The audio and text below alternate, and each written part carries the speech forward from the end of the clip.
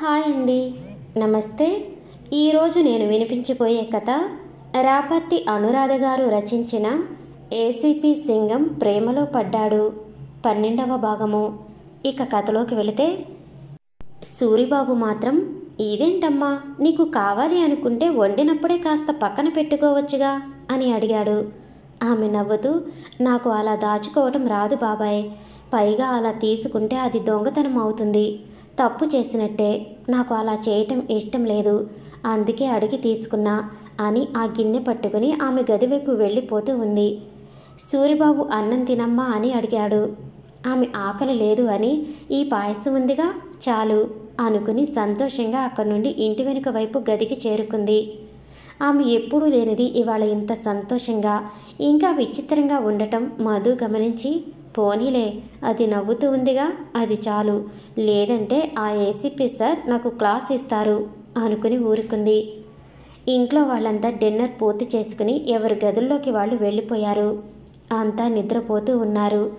ఒక్క జ్యోతి మాత్రం ఆ పాయసం జాగ్రత్త చేసి ఆమెను ఎంతో మంచి మనసుతో పలకరించే నేస్తం కోసం ఎదురు చూస్తూ కూర్చుంది. కళ్యాణ్కి అసలు రెస్ట్ లేదు. మార్నింగ్ నుంచి చాలా విసిగిపోయి ఉన్నాడు. ప్రస్తుతం అతడి ముందు చాలా చిక్కు ప్రశ్నలు ఉన్నాయి. వాటిలో మొదటిది, వశిష్ఠ గారి ఇంట్లో కనిపించిన అబ్బాయి. 2, స్పోర్ట్స్ మ్యాన్ దేవరాజ్. 3, శాలిని ఆస్తి సేల్ చేసింది, ఆ విషయం వశిష్ఠకి తెలియదు. 4, సూరజ్ సంవత్సరం క్రితం ఆ ఫ్యామిలీకి దూరం అయ్యాడు. ఈ విషయాలు ఆలోచిస్తూ అతడు కారులో ప్రయాణిస్తూ ఉన్నాడు. అప్పుడు టైం 12 దాటింది. కళ్యాణ్ వశిష్ఠ ఇంటి నుంచి తన ఇంటికి వెళ్లే ఆలోచనలో ఉండగా అతడికి మెసేజ్ పాస్ చేశారు చెన్నై పోలీస్ వారు. దేవరాజ్ చెన్నైలో లేడు అని, అతడు కూడా 10 రోజులుగా కనిపించటం లేదు అని. అంతే. కళ్యాణ్ వాట్ అంటూ కార్ బ్రేక్ వేశాడు. కళ్యాణ్ ముందు ఓ విచిత్రమైన కేసు వచ్చింది. ఒక ఫ్యామిలీ మిస్సింగ్ కేసు. అంతా కాంప్లికేటెడ్గా ఉంది.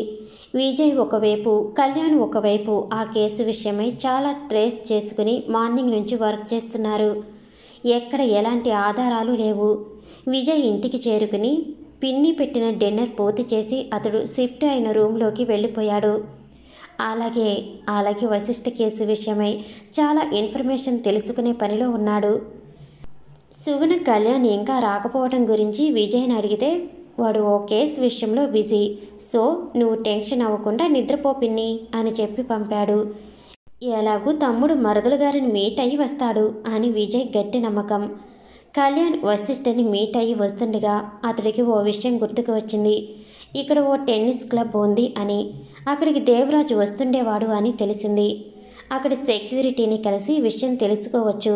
ఈ మధ్యకాలంలో దేవరాజ్ అక్కడికి వచ్చాడా అన్నది అని ఇంటివైపు వెళ్ళే అతడు కార్ రివర్స్ చేసి అటుగా ప్రయాణమయ్యాడు. అప్పటికే సమయం చాలా అయ్యింది. కానీ ఆలస్యం చేస్తే సాక్ష్యాలు మాయం చేసే అవకాశం ఉంటుంది అని అతడు టెన్షన్గా అటువైపు వెళ్ళాడు. అక్కడికి చేరుకుని క్లబ్ మేనేజ్మెంట్ని పిలిపించి హిస్టరీ రికార్డ్ రప్పించాడు. వాళ్ళు విసుక్కుంటూ, ఈ టైంలో ఏంటి సార్ అంటూనే వాటిని తెచ్చి ఇచ్చారు. కళ్యాణ్ వాళ్ళ వైపు కోపంగా చూస్తూ ఆ రికార్డ్స్ చెక్ చేశాడు. అందులో దేవరాజ్ విజిటింగ్ కొరకు ఇన్ఫర్మేషన్ ఎక్కడా లేదు. అలాగే కొన్ని పేజీలు అతడి సందేహపడ్డట్టే చించివేసి ఉన్నాయి. ఏంటిది అని అడిగితే, వాళ్ళు తమకు ఏమీ తెలియదు అని, ఈ మధ్య ఎవరూ ఇక్కడికి రాలేదు అని, ఎలాంటి టెన్నిస్ ప్రాక్టీసులు జరగలేదు అని తేల్చి చెప్పారు. కళ్యాణ్ సీసీ చెక్ చేశాడు. అక్కడ ఉన్న సీసీ కెమెరాలు ఫుటేజ్ అంతా రిమూవ్ చేశారు. ఎందుకు అని అడిగితే, ఇదంతా ఎలా జరిగిందో నిజంగా మాకు తెలియదు అని, ఎక్కడో పొరపాటు జరిగింది, మేము తెలుసుకుంటాం అన్నారు. కళ్యాణ్ వాళ్ళ మీద సీరియస్ అవుతూ, మీ నిర్లక్ష్యం వల్ల ఇదంతా జరిగింది. మీ పరిధిలో ఈ క్లబ్ నడుస్తున్నప్పుడు ఇక్కడికి వచ్చే వాళ్ళ వివరాలు మీకు తెలియకుండా ఎలా ఉంటాయి? అంతేకాదు, నెల రోజుల డేటా ఇంకా రికార్డులో పేపర్స్ ఎలా మాయమవుతాయి? ఎవరు ఖచ్చితంగా ఇదంతా చేశారు. నేను అదెవరో తెలుసుకునే తీరుతా. నా నుండి ఎవరు తప్పించుకోలేరు అని సీరియస్ వార్నింగ్ ఇచ్చి వెళ్ళాడు. అక్కడికి తను రావటం ముందే ఎవరో ఊహించి ఈ పని చేశారు అంటే ఏంటి విషయం? ఈ నెల రోజుల్లో అంతా జరిగింది. దేవరాజ్ కూడా మాయమయ్యాడు. అతడు ఇక్కడికి వచ్చాడో లేదో తెలియలేదు. ఒకవేళ ఆ తల్లి కూతుళ్ళు దేవరాజ్తో వెళ్ళిపోయారా? ఒకవేళ వెళ్ళిపోయి ఉంటే ఇవన్నీ చేయాల్సిన అవసరం లేదు. ఖచ్చితంగా ఇదంతా ప్లాన్ చేశారు అని విసుక్కుంటూ అతడు వెంటనే చెన్నై వెళ్లే ప్రయత్నంలో ముందడుగు వేసి ముందైతే ఇంటికి వెళ్ళాలి అని కార్ స్టార్ట్ చేశాడు. కొంత దూరం వెళ్ళాక అతడికి మిన్ని గుర్తుకు వచ్చింది. ఒక్కసారిగా కార్ బ్రేక్ పడింది. హో నో మిన్నీ, మిస్ యూరా. ఇవాళ ఈ గొడవలో పడి నీ విషయమే మర్చిపోయాను. ఐఎమ్ సారీ అని తలపట్టుకుని ఆలోచిస్తూ అనుకుంటున్నాడు. పాపం మిన్నీ నేను వస్తాను అని చూస్తూ ఉంటుంది అని చేతి వాచ్ వైపు చూశాడు. 1 పైన అయ్యింది. అరరే, చాలా ఆలస్యమైంది. తను ఇంకా మేలుకుని ఉంటుందా? ఏమో, పడుకుని ఉంటుంది. ఈ టైంలో వెళ్ళి తనని డిస్టర్బ్ చేయటం సరికాదు. గత 2 రోజులుగా ఆమె రెస్ట్ లేకుండా ఉంది. ఇప్పుడు మళ్ళీ వెళ్ళి తన నిద్ర చెడగొట్టను. రేపు నైట్ వెళతాను అనుకుని కార్ వేగం పెంచాడు. జ్యోతి కళ్యాణ్ వస్తాడు అని అతడి కోసం ఎంతో ఆశగా విండో దగ్గర చాలా సమయం నుంచి నిలుచుని చూస్తూనే ఉంది. కానీ అతడి రాక కనిపించలేదు. ఎవరి కోసమైనా ఎదురు చూస్తూ ఉంటే ఆ వేదన దారుణంగా ఉంటుంది. మనసు స్థిమితంగా ఉండదు. జ్యోతి లాంటి అమ్మాయి అయితే ఇంకా బాధపడుతుంది. తను ఆ చీకటిలో కళ్యాణ్ రాక కోసం నలుదిక్కులు రెప్పవేయకుండా చూస్తూనే ఉంది.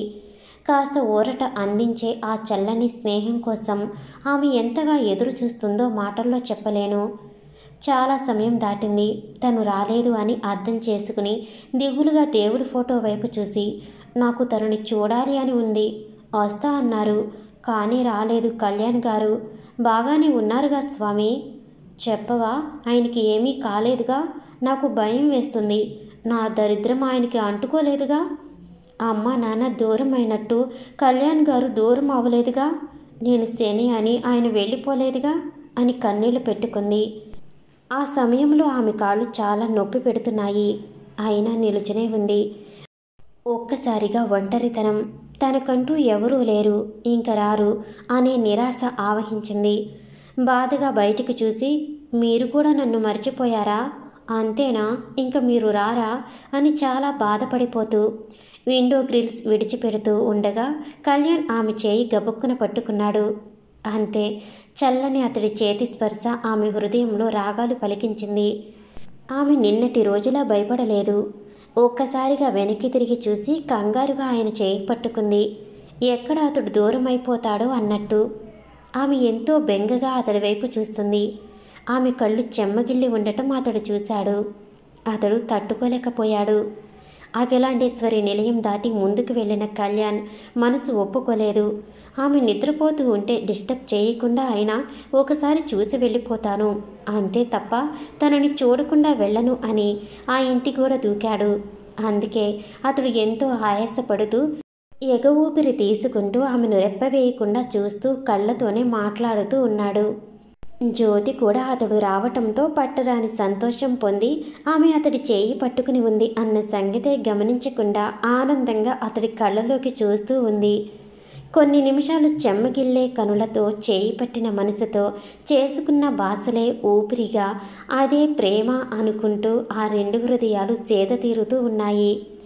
నెమ్మదిగా కళ్యాణ్ తేరుకుని ఆమె కన్నీళ్లు తుడుస్తూ, హే, ఐఎమ్ సారీ మిన్నీ, చాలాసేపటి నుండి వెయిట్ చేస్తున్నావు కదూ అని అడిగాడు. ఆమె అప్పుడు స్పృహలోకి వచ్చింది. అతడి చేయి కంగారుగా విడిచిపెడుతూ కాస్త వెనక్కి జరిగి నిలుచుని అవును అన్నట్టు తలాడిస్తూ అతన్ని గమనించింది. కళ్యాణ్ పోలీస్ యూనిఫామ్లో ఉన్నాడు. ఆమె ఆశ్చర్యం నిండిన చూపులు చూస్తూ, మీరు పోలీసా అని అడిగింది. కళ్యాణ్ అతడి డ్రెస్ వైపు చూసుకుని చిన్నగా నవ్వి, అవును, నేను ఏసీపీ అంటే అసిస్టెంట్ కమిషనర్ ఆఫ్ పోలీస్ అన్నాడు. ఆమెకు అర్థం కాలేదు. అంటే ఏంటి అని అడిగింది. కళ్యాణ్ చిన్నగా నవ్వి, అంటే ఈ సిటీలో నేను ఓ గుర్తింపు ఉన్న పోలీసు వాడిని అని అర్థం అన్నాడు.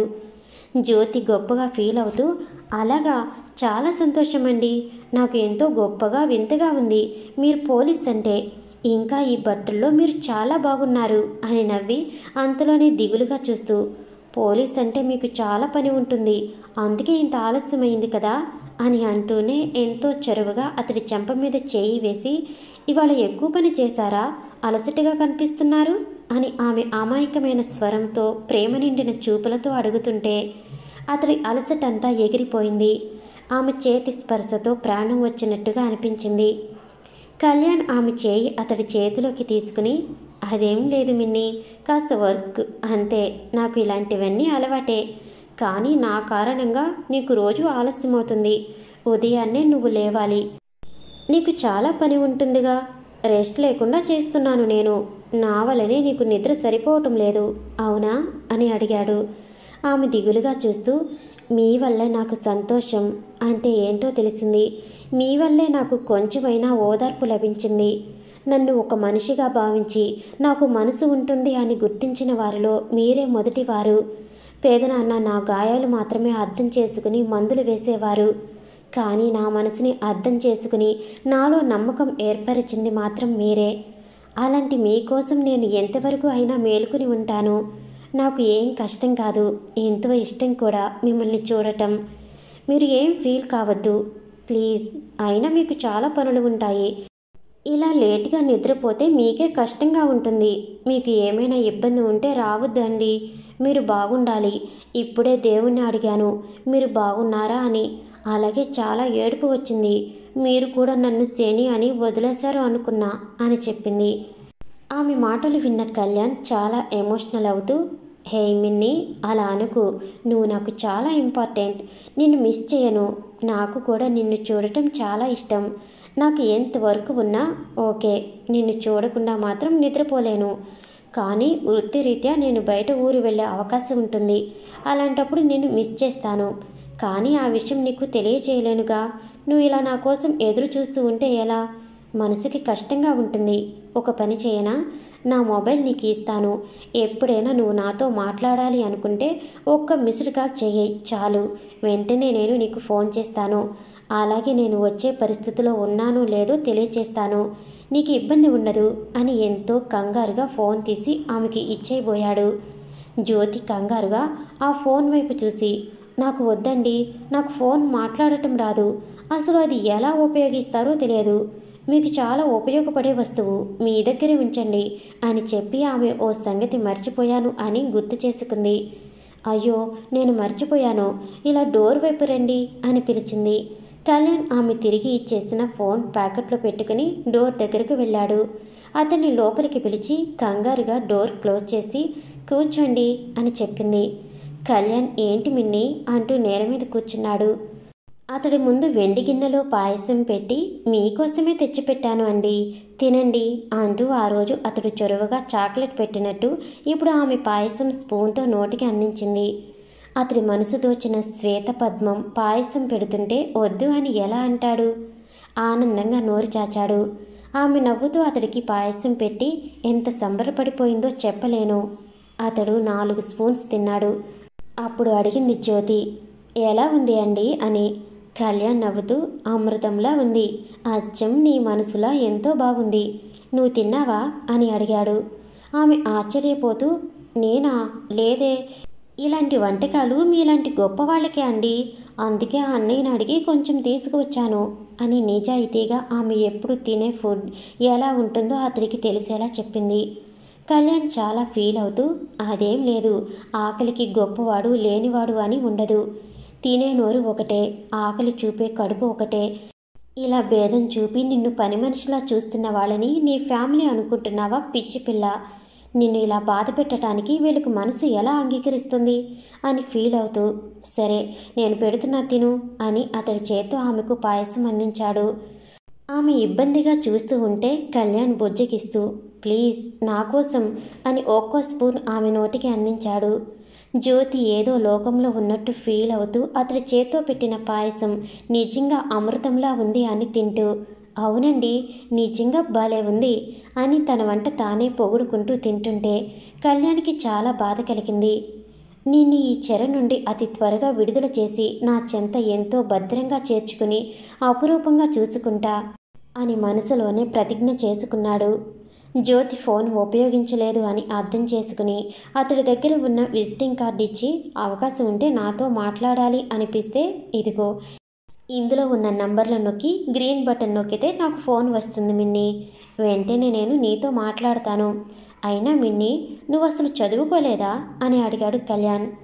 ఆమె దిగులుగా చూస్తూ, లేదు అండి, కానీ నాకు అంకెలు, తెలుగు అక్షరాలు, ఏబిసిడీలు వచ్చు.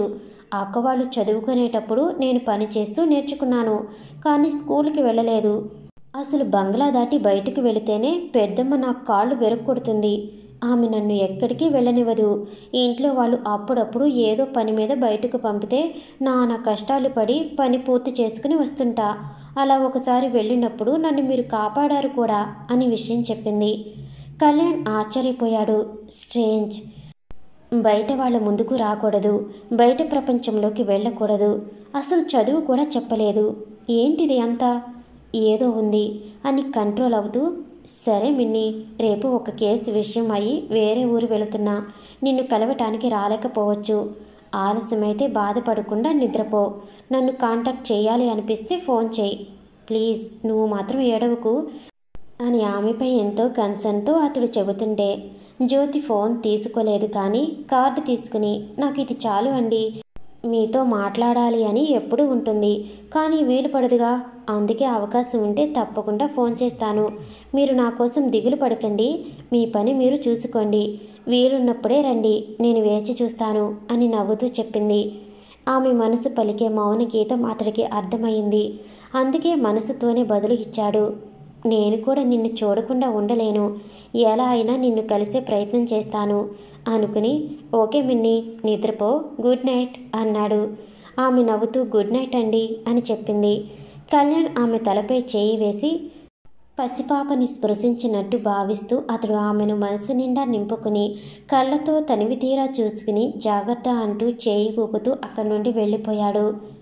జ్యోతి కూడా చేయి ఊపుతూ అతడు వెళ్లే వరకు చూస్తూ నిలిచింది. కళ్యాణ్ చీకటిలో మాయమయ్యాడు. అతడు రావటం, పాయసం తినటం, తనకి తినిపించటం ఆమెకు ఏదో అద్భుతంలా అనిపించింది. అందుకే ఆమె ఆనందంగా గంతులు వేస్తూ గట్టిగా నవ్వుకుంటూ అతడు పోలీస్ ఆఫీసర్ అని గుర్తు చేసుకుని మురిసిపోయింది. అలాగే కొంత ధైర్యం తెచ్చుకుని తన కోసం కళ్యాణ్ ఉన్నాడు అనే నమ్మకం ఏర్పరచుకుని ఎంతో ప్రశాంతంగా నిద్రలోకి జారుకుంది. కళ్యాణ్ ఇంటికి చేరుకునేసరికి తెల్లారిపోయింది. అతడు ఇంటికి వచ్చేసరికి విజయ్ కేసు స్టడీ చేస్తూ నిద్రపోయాడు. తమ్ముడు ఇంటికి ఆలస్యంగా వచ్చాడు అన్న సంగతి విజయ్కి తెలియదు. కళ్యాణ్ మాత్రం గదిలో కూర్చుని జ్యోతి రూపాన్ని తలుచుకుంటూ ఆమెను అక్కడే విడిచిపెట్టడం కష్టంగా ఉంది. తను ఎలా ఉంటుందో, నేను ఏమీ చేయలేకపోతున్నా అని బాధపడుతున్నాడు. నెమ్మదిగా తేరుకుని 1 గంట సమయం నిద్రపోయాడు. మరుసటి రోజున తెల్లారే విజయ్, కళ్యాణ్ బయటకు వచ్చారు. వాళ్ళ కోసం సుగుణ గారు వెయిట్ చేస్తూ ఉన్నారు. కొడుకులు రెడీ అయి రావటం చూసి పూజ గదిలో హారతి ఇచ్చి ఆ హారతి వాళ్ళ ముందు ఉంచి కళ్ళకి అద్దుకోమని ఇచ్చింది. కళ్యాణ్ ముభావంగా ఉన్నాడు. అదంతా విజయ్ ఇంకా సుగుణ గమనిస్తూనే ఉన్నారు. కళ్యాణ్ ఇంకా విజయ్ హారతి తీసుకున్నారు. ఆవిడ ఇద్దరి నుదుట కుంకుమ పెట్టి, ఇంక మీకు ఏ దిష్టి ఉండదులే, ఈ మధ్య నా బిడ్డలు చాలా బిజీ అయిపోయారు. అందులో కళ్యాణ్కి అయితే అసలు తీరిక ఉండటం లేదు. అందుకే వెంకటేశ్వర స్వామి పేరున కుంకుమార్చన చేయించాను అని చెప్పి ఇద్దరికీ కాఫీ ఇచ్చింది. విజయ్ కాఫీ తాగుతూ పిన్నికి సిగ్నల్ ఇచ్చాడు. అడుగు విషయం ఏంటో అని. ఆవిడ సరే అని కళ్యాణ్ భుజంపై చేయి వేసి, నాన్న కళ్యాణ్, ఏమైందిరా? ఎందుకో నువ్వు బాధపడుతున్నావు అనిపిస్తుంది. ఈ అమ్మకి కూడా చెప్పలేని స్థితిలో ఉన్నావా అని అడిగింది. విజయ్ కలుగ చేసుకుని, ఈ అన్నకి కూడా చెప్పలేని సమస్య అయి ఉంటుంది అన్నాడు. కళ్యాణ్ జ్యోతిని గుర్తు చేసుకుంటూ, అదేం లేదు అమ్మా, వశిష్ఠి గారి కేసు విషయమై కాస్త స్ట్రెయిన్ అయ్యాను, అందుకే అలా కనిపిస్తున్నా అని కవర్ చేసుకుని, ఆకలి వేస్తుందమ్మా, త్వరగా నేను చెన్నై వెళ్ళాలి. విజయ్, నువ్వు ఒకసారి ఆ శాలిని సేల్ చేసిన ప్రాపర్టీస్ వివరాలు తెలుసుకో, వాటి అడ్రస్లు నాకు కావాలి అని చెప్పాడు.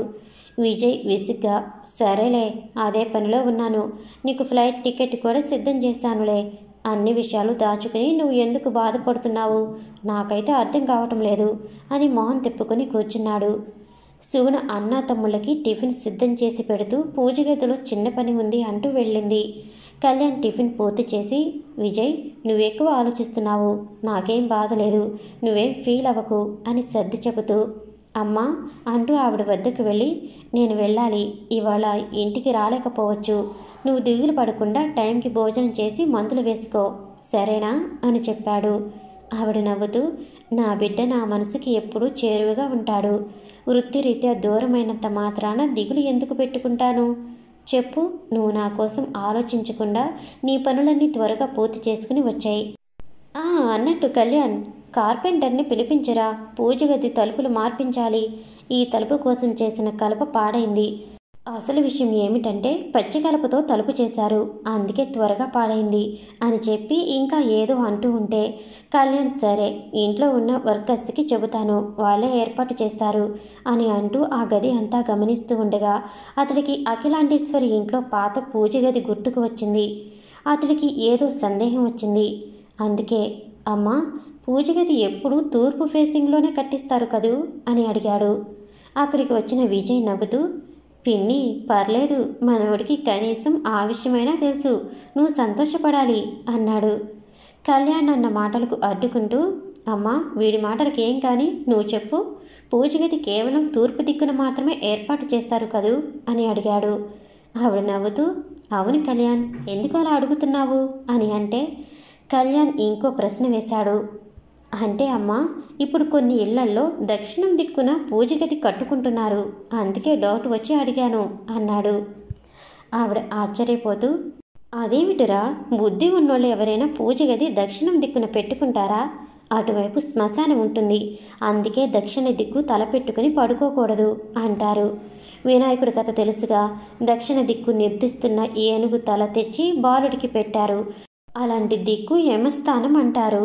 నాకు తెలిసి హిందూ మతస్థులు ఎవరు దక్షిణ దిక్కు పూజ గది పెట్టుకోరు అని క్లియర్గా చెప్పింది.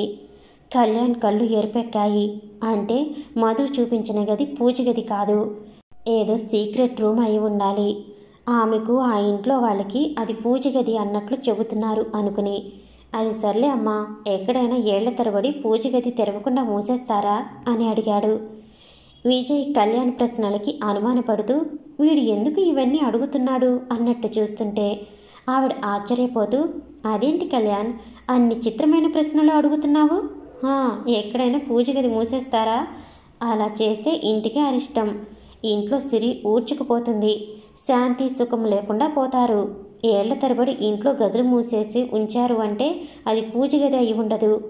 ఆ ఇంట్లో మనుషులు ఎవరైనా గదిలో మరణిస్తే దోషమని కొన్ని కారణాల వలన మూసేస్తే మూసేయవచ్చు.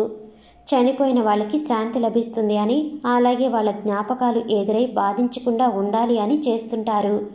అయినా ఇవన్నీ ఇప్పుడు ఎందుకు అడుగుతున్నావురా అని అడిగింది ఆవిడ. కళ్యాణ్ నిట్టూరుస్తూ, ఏమీ లేదమ్మా, చిన్న ఇన్ఫర్మేషన్ కోసం అడిగాను. నాకు కావలసిన ఇన్ఫర్మేషన్ వచ్చింది. ఖచ్చితంగా ఆ గది పూజ గది కాదు, ఆ ఇంట్లో ఏదో మర్మం ఉంది. అమ్మ అన్నట్టు ఆ గదిలో ఉండే వాళ్ళ జ్ఞాపకాలు బయటపడకుండా దాచిపెట్టారు అనిపిస్తుంది. మిన్ని తల్లిదండ్రికి సంబంధించిన రహస్యం ఆ గది అయితే కాదు కదా? ఒకవేళ అదే అయితే ఆమె వాళ్ళకి దూరపు బంధువుల అమ్మాయి కాదు, ఆ ఇంటి మనిషి. ఒకవేళ ఆ ఆస్తి అంతా మిన్నీదే అయితే అయి ఉండవచ్చు. అసలు నిజం తెలుసుకోవాలి అని మనసులో ఎన్నో ప్రశ్నలు వేసుకుంటూ, సరే విజయ్, నేను వెళుతున్నా, దేవరాజ్ పేరెంట్స్ని కలవాలి, ఇంకా అక్కడ కొన్ని చోట్ల ఎంక్వైరీ చేస్తాను, నువ్వు ఇక్కడ ఒక పని చేయి అని కొన్ని ఆర్డర్స్ ఇచ్చి వెళ్ళాడు. కళ్యాణ్ ఎయిర్పోర్ట్ చేరుకున్నాడు. మనసంతా గందరగోళంగా ఉంది. మిన్నీ లైఫ్ ఇలా ఉండటానికి ఏదో బలమైన కారణం ఉంది అని తెలుస్తుంది, కానీ ఏంటా కారణం అన్నది అర్థం కాలేదు. ముందుగా తను ఈ కేసు సాల్వ్ చేసి మిన్ను చుట్టూ ఉన్న కంచె తెంచాలి, ఆమెకు ఇన్నేళ్లుగా నరకం చూపిస్తున్న అఖిలాండేశ్వరి ఆట కట్టించాలి అని నిర్ణయించుకుని చెన్నై చేరుకున్నాడు. అక్కడ పోలీస్ ఆఫీసర్ అందించిన ఇన్ఫర్మేషన్ ప్రకారం అతడు ఇన్వెస్టిగేషన్ మొదలుపెట్టాడు.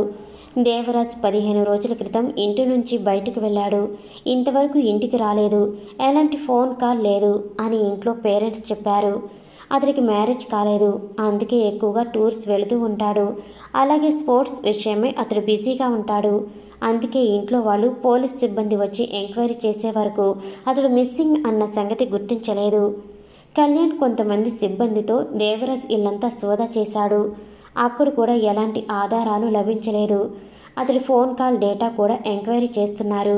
కొందరి నెంబర్స్ ఎంక్వైరీ చేసి వాళ్ళు అతడి ఫ్రెండ్స్గా గుర్తించి పిలిపించారు. వాళ్ళు పోలీస్ సిబ్బందిని మీట్ అయ్యి కొన్ని విషయాలు చెప్పారు. ఈ మధ్య దేవరాజ్ విచిత్రంగా ప్రవర్తించాడు అని, ఒక బార్లో ఎవరితోనో తగాదా పెట్టుకున్నాడు అని, ఆ తర్వాత మళ్ళీ తమని కలవలేదు అని చెప్పారు. అలాగే అతడు మాటల మధ్య ఆస్ట్రేలియా వెళ్లే ప్రయత్నం చేస్తున్నా అని అన్నారు. అంతే, కళ్యాణ్కి ఒక క్లూ దొరికింది. వెంటనే వాళ్ళు చెప్పిన బార్కి చేరుకున్నాడు. అక్కడ చూడబోతే ఆ రోజు సాయంత్రం వరకు సీసీ డేటా ఉంది.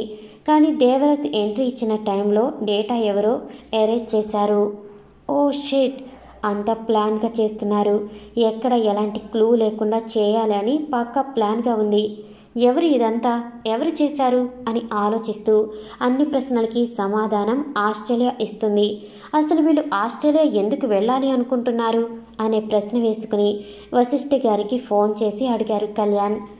సార్, మీ వైఫ్ వాళ్ళు ఆస్ట్రేలియా వెళ్ళాలి అనుకున్నారు. ఎందుకు? అక్కడ ఏదైనా బిజినెస్ ప్లాన్ చేశారా, లేక అక్కడ ఎవరైనా రిలేషన్స్ ఉన్నారా అని అడిగాడు. ఆయన తనకి ఏం తెలియదు అని రేష్మ ఎప్పుడో ఒకసారి మాటల్లో అనింది. ఆస్ట్రేలియాలో మోడల్స్కి మంచి వాల్యూ ఉంది అని, అక్కడ మమ్మీ లాంటి ఎక్స్పీరియన్స్ ఫ్యాషన్ డిజైనర్ సొంతంగా కంపెనీ పెడితే మోడల్స్గా నేను అక్క చాలు మంచి ఫేమస్ అయిపోవచ్చు అని అంటుంటే నేను మందలించాను. మీరు కూడా మమ్మీలా ఫ్యాషన్పై ఇంట్రెస్ట్ పెట్టకుండా మీ చదువుకు సంబంధించిన జాబ్ లైక్ బిజినెస్ చేసుకోండి అని, ఆ తర్వాత నా దగ్గర ఆ టాపిక్ తెలియదు అని సీరియస్గా ఆన్సర్ ఇచ్చాడు. కళ్యాణ్ ఆలోచిస్తూ, సో వీళ్ళు ఆస్ట్రేలియాలో ఫేమస్ అవ్వాలి అనుకుంటున్నారు. కానీ ఎవరో వీళ్ళ ఆలోచన తెలుసుకుని ఎంకరేజ్ చేస్తున్నట్టే చేసి మొత్తం ప్రాపర్టీ సేల్ చేయించి మనీతో పాటు మనుషులను కూడా మాయం చేశాడు. ఎవరు ఇదంతా చేస్తుంది? దేవరాజ్ అయితే అతడు కూడా మిస్ అయ్యాడుగా. ఒకవేళ అతడు ఎవరికీ కనిపించకుండా దాక్కుని ఉంటే ఆ బార్లో గొడవ పడిన వ్యక్తి ఎవరు? సీసీ ఫుటేజ్ మాయం చేయాల్సిన అవసరం ఎవరికి ఉంది అని అతడు సందేహంగా ఉన్నా అందరినీ కలుస్తూ ఆ రోజు సాయంత్రం వరకు ఎంక్వైరీలు చేస్తూనే ఉన్నాడు.